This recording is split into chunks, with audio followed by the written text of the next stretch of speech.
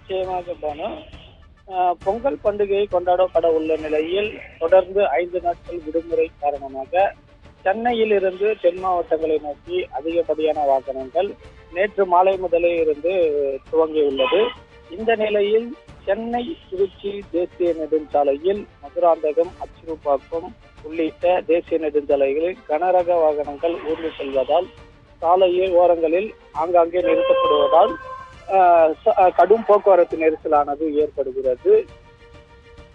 இதனால் சாலையில் செல்லக்கூடிய வாகனங்கள் சிறு சிறு விபத்துகள் ஏற்படுகிறது. இது மட்டுமின்றி வாகனங்கள் பழுது ஏற்பட்டும் போக்குவரத்து நெரிசலானது ஏற்படுகிறது.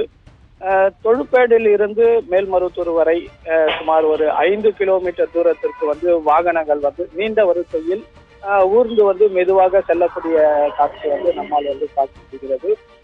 இந்த போக்குவரத்து நெரிசலுக்கு தவிர்ப்பதற்காக போலீசார் ரோந்து பணியில் ஈடுபட வேண்டும் என்பது வாகன ஓட்டிகளின் கோரிக்கையாகவே இருந்து வருகிறது.